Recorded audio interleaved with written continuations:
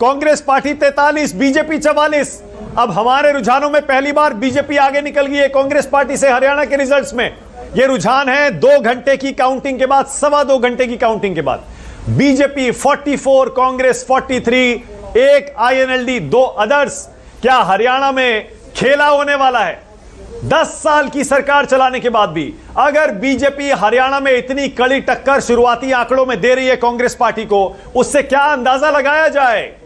हालांकि विनोद शर्मा आ गए और विनोद जी हम सबसे ज्यादा अनुभवी, ज्यादा समझदार राजनीति, इलेक्शन और बाकी चीजों को समझने में। विनोद जी, हम शुरू में दिखा रहे थे कांग्रेस पार्टी का आंकड़ा जा रहा था 65-70 तक, इनिशियल ट्रेंड्स थे। अब जो आंकड़ा है, ये भूपेंद्र सिंह हुड्डा भी आ गए, खुश लग रहे हैं और मुस्कुरा रहे हैं, राहत की सांस भी ली होगी। इलेक्शन कमीशन का जो आंकड़ा है विनोद जी, उसमें बीजेपी 43 पर है, कांग्रेस पार्टी 34 पर है, लेकिन जो वोट शेयर है वो कांग्रेस का 41.5 के आसपास है और बीजेपी का 5% कम।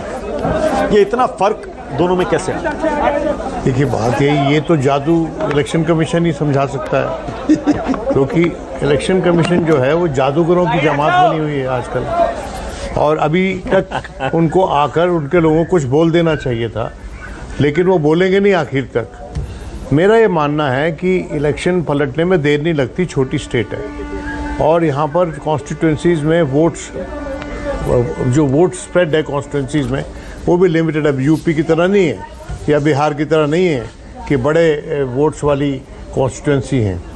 तो यहाँ पर छोटे मार्जिन से जीत हार होगी जहाँ भी, अगर यही ट्रेंड चलता रहा तो। लेकिन एक बात साफ है इस ट्रेंड से कि भारतीय जनता पार्टी जिंदा है और लड़ाई करने के मूड में है और लड़ सकती है। कांग्रेस ने लगता है कि अपना खेल खराब किया है इस आंकड़े से। हाँ जी। क्योंकि कांग्रेस को आज के दिन अगर कांग्रेस हारेगी ना, तो मैं समझता हूँ इससे बड़ी हार कांग्रेस की नहीं होगी। ये जीती हुई बाजी हार दी, या जीती हुई बाजी हारी है। और अभी कोई टेलीविजन चैनल, मैं प्रीमैच्योरली कमेंट नहीं करना चाहता, लेकिन अभी कोई टेलीविजन चैनल किसी एक कांग्रेस के नेता को दिखा रहा था जो पूरे इलेक्शन में रनिंग कमेंट्री दे रही थी। जब इलेक्शन का कैंपेन चल रहा था कि उसमें रनिंग कमेंट्री थी उनकी, तो उनका ये मानना है कि नहीं कांग्रेस अभी जीत रही है, अभी आप ये रिजल्ट अधूरे हैं। तो मेरा ये मानना है कि अगर कांग्रेस हार जाती है तो फिर जो रनिंग कमेंट्री देने वाले कमेंटेटर्स हैं उन पे एक नजर दोबारा। अच्छा, ओके, बोलिए रविंदर, अब बोलिए जरा, ये आंकड़ा देखकर बताइए। आप भी यही बता रहे थे, सारे एग्जिट पोल भी यही बता रहे थे, कांग्रेस पार्टी के सामने बीजेपी टिकेगी नहीं। 50, 55, 60, 65 तक ये आंकड़ा जा रहा था। अब अगर ये नतीजा आता है, इसका मतलब हम लगातार चर्चा भी कर रहे थे, बीजेपी सरप्राइज कर देती है। क्या बीजेपी सरप्राइज कर रही है? नहीं, इन आंकड़े में तो सरप्राइज कर ही रही है और इतिहास बन रहा है। ये तो हरियाणा के लिहाज से ये तो ऐतिहासिक है। ऐसा तो किसी भी, हम लोगों को तो, मैं तो कहता हूं, मुझे तो उम्मीद नहीं थी इस बात की, और जो मैं ग्राउंड पे घूमा, लोगों से मिला, उसके हिसाब से इस आंकड़े की कोई संभावना लग नहीं रही। हम जोड़ रहे थे जाट और दलित का वोट मिला लीजिए, कांग्रेस को मिल जाएगा और कांग्रेस पार्टी जीत जाएगी। कहां गया वो जाट और दलित, अगर ये आंकड़ा सही हो रहा है तो? बिल्कुल, अगर ये आंकड़ा सही हो रहा है तो हमारे आकलन जो है वो गलत हैं और उसको मानने में तो कोई दिक्कत नहीं है। गलत तो हो सबके हो जाते हैं। नहीं, वो ठीक है, लेकिन जाट और दलित, इसका मतलब कहां गया? नहीं, इसका मतलब तो बीजेपी की जो स्ट्रेटेजी है कि जो तीसरा, जो हम बार बार जिक्र करते रहे कि बीजेपी 90 सीट पे नहीं लड़ रही है, उसके 125 कैंडिडेट चुनाव लड़ रहे हैं, तो वो 100 जो बाकी के कैंडिडेट थे उन्होंने वोट काट दिया है।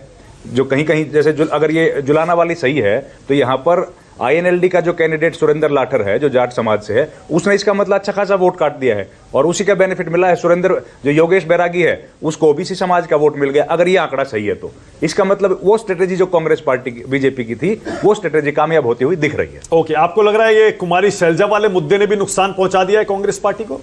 कुमारी शैलजा वाले मुद्दे की मुझे लगता है थोड़ी सी संभावना कम लग रही है मुझे कि उसका कोई असर ज्यादा होगा।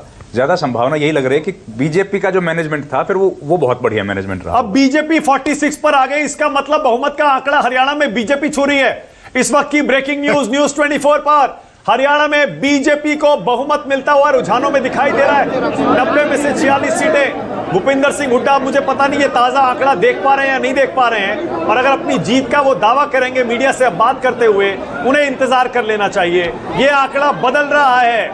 इलेक्शन कमीशन की वेबसाइट में भी बीजेपी 46 सीटों पर आगे है और कांग्रेस पार्टी 33 पर है, सिर्फ 33 सीटों पर। हालांकि वोट शेयर कांग्रेस का ज्यादा है। अब ये देखिए, कान में शायद हुड्डा जी के यही बताया जा रहा होगा कि अभी इस समय जीत की घोषणा करना सही नहीं रहेगा। अब हुड्डा जी क्या कहते हैं अभी देख लेंगे, लेकिन कांग्रेस पार्टी के लिए, बीजेपी के लिए हरियाणा की बाजी अभी खत्म नहीं हुई है।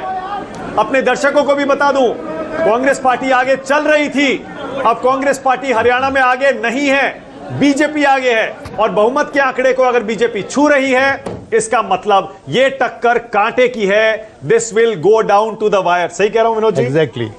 और देखिए मैच कितने राउंड होते हैं इसमें, काउंटिंग कितने राउंड है और कितने कहीं हो चुके 16 हैं? कहीं 18